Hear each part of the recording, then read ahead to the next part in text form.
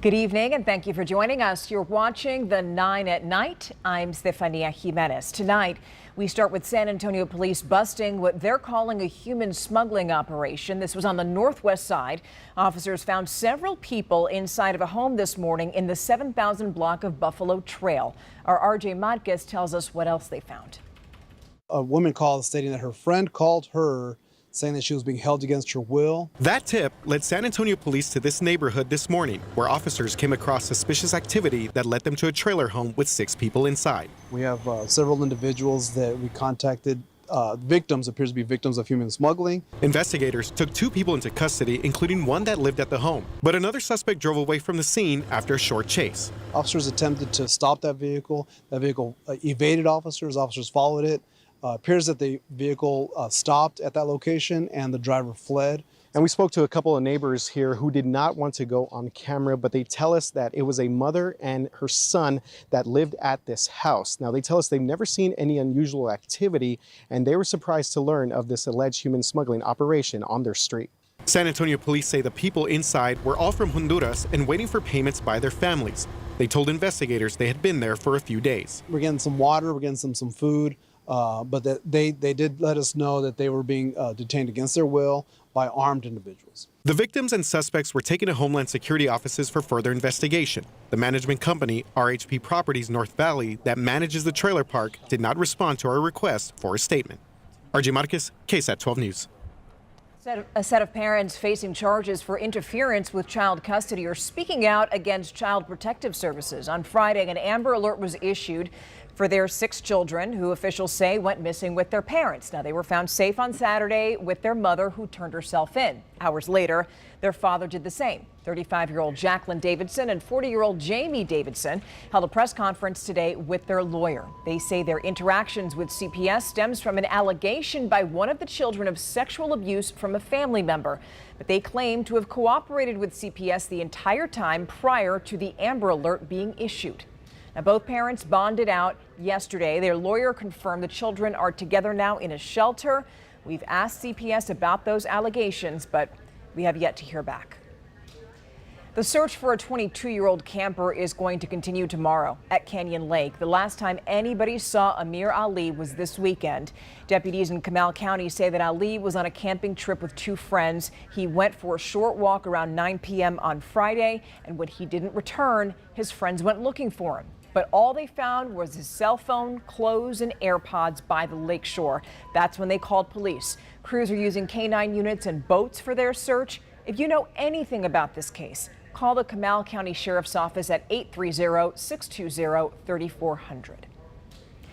Now we know when the fired SAPD officer charged with shooting 17-year-old Eric Cantu is going to go to trial. That date is now February 24th. Last week, a Bexar County grand jury indicted the 28-year-old on 3 felony charges, 2 for aggravated assault by a public servant and 1 for 1 count of attempted murder. This all stems from the October 2nd shooting. The officer shot Eric Cantu multiple times while Cantu was trying to drive away from a Northside McDonald's parking lot. Now, Cantu was on life support. He's been in and out of the hospital since late last month. A juror in a murder trial passed out today in court after seeing evidence in the case of a former Border Patrol supervisor. His name is Juan David Ortiz. He's accused of killing 4 women in Webb County back in 2018. Our Erica Hernandez explains what happened. Evidence and autopsy reports were the main focus of testimony today. Juan David Ortiz, the former Border Patrol intel supervisor, is facing up to life in prison for allegedly killing 4 sex workers. His motive, he claimed during interrogation video seen last week, was because he, quote, wanted to clean the streets of Laredo. Today, testimony was first heard from a former Webb County Sheriff's Office crime scene investigator who collected evidence from the scene where the crimes took place, as well as inside Ortiz's truck. And during cross-examination, that collection of what was inside Ortiz's truck was in question as the defense was trying to determine whether a search warrant was obtained. Did you have a search warrant for the truck? No, sir. That investigator went on to say that he searched the truck at the request of a Texas Ranger investigator. A gun was one of the items found, believed to be used in the murders. Also shown today were autopsy photos, which we aren't showing because they are graphic. And it was during the showing of the first few photos that a juror passed out. Court went into a lunch break after that so the juror could be checked out. When we came back from the lunch break, Judge Oscar Hell said that juror, while he was okay, would be excused from the rest of the trial. An alternate will be taking his place. Coming up at 6, we'll have more on those autopsy reports.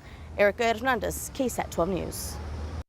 Now tonight, San Antonio police and Crime Stoppers want your help. They're looking for the driver involved in a hit-and-run crash that killed an Army veteran. William Rogers III was killed on November 27th. Police say that Rogers was wearing a reflective vest while he was walking along East Evans Road. That's when he was hit from behind by a white Toyota 4Runner that police say took a curve way too fast.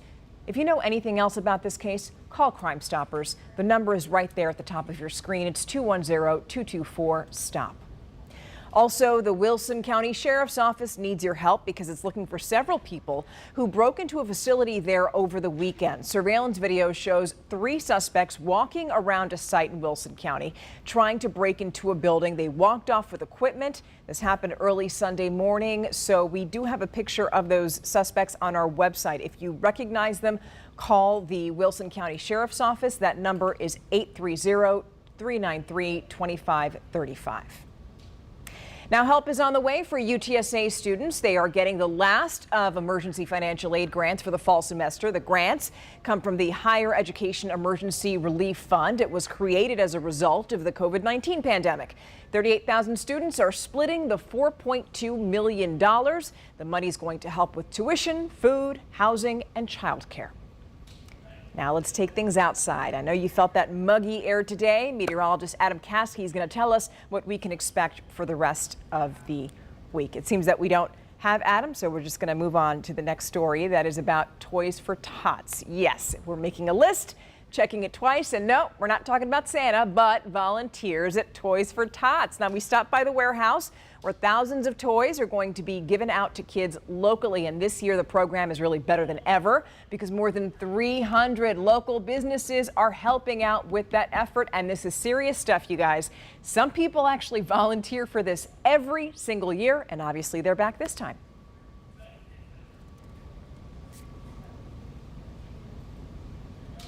Now, we know that more than 4,000 families are expected to get gifts this year, and that equals more than 10,000 kids who are going to have presents to open on Christmas Day. That's awesome. Okay, you know that right there. The Salvation Army kettles are out and about throughout San Antonio. We know that local businesses and media, including us right here at KSAT, are competing to raise money for families in need during this holiday season. And here's the thing. Every single donation helps. It doesn't matter how big or how small. The Salvation Army says that $50 provides a homeless mother with 3 children a one-night stay at a shelter with hot meals. Really special. Now, you can donate by scanning that QR code on your screen or by heading on over to KSAT.com. Well, just like that, we are out of time. The 9 at Night returns tomorrow. We'll see you then. Have a lovely night.